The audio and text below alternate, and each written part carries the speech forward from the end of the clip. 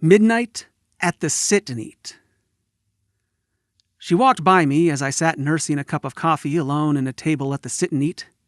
Her black hair was swaying down her back, her glorious eyes large and enticing as she spoke delicately. "Could I borrow this chair?" And I guess I said yes, because she thanked me and slid the chair over to her table where another man was seated. That other man must be her brother or a close friend. He must be consoling her over a messy breakup. That's why this beautiful woman is here. She surely is single and interested in an overweight man sitting alone in a restaurant in the middle of the night on his 30th birthday. That has to be why she asked me for my chair. She is probably telling her brother that a cute guy sits behind her, how hopeful she is that he might be single and interested in her, this lonely, beautiful woman that radiates such loveliness in my world. I'll walk up to her and ask her name, and she'll tell me it's, Marion. And she'll ask me to sit down, and then laugh embarrassedly because there are no other chairs in the restaurant. And then I'll laugh and say it's all right, that standing in her presence is better than sitting alone. She'll smile, her eyes moist, and her brother, sensing the connection, would stand, offer me his chair, and welcome me in. He'll leave smiling, knowing his sister is in good hands. Marion and I will then share a wonderful evening, talking, really communicating on a deeper level. I getting to know her, she me, and the two of us will leave the restaurant, arm in arm, gazing into each other's eyes. She'll step into my car, and I'll drive her to her place. And she'll invite me in using the old care for a nightcap line, and I'll take her hand, and I'll follow her in. She'll pour the wine, I'll take a sip, we'll share a kiss.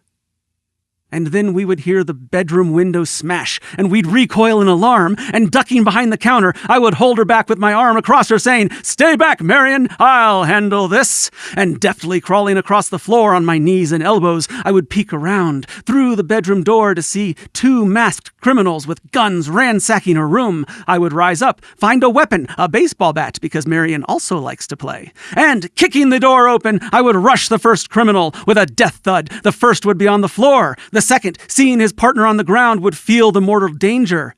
He would see the vengeance in my bloodthirsty eyes, so he would fire off a round at me as I slowly, menacingly approach. There would be no stopping me, despite the bullet in my shoulder, so his desperation would reach its peak, and he'd back into a corner. I'd reach down to grasp the first criminal's revolver, and then I'd check it and curse, finding the gun not loaded. Glancing back at the criminal, I would half smile and reach into the gaping wound of my left shoulder and painlessly pull the bullet from the wound.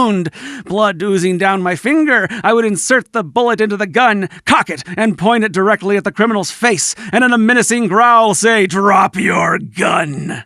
The criminal would faint before my feet. And as I stumble back into the living room, I'll hear the sound of sirens in the distance before collapsing at Marion's feet. She'll appear above me, tears streaming down her face, and she'll see my end is near. I'll place one hand on her cheek.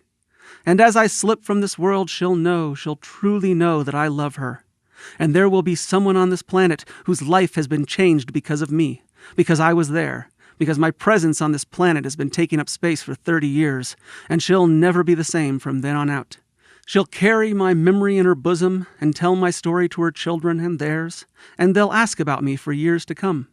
I'll live on in their memories, and she'll thank her lucky stars she had the fortune of meeting me. Whoever she is.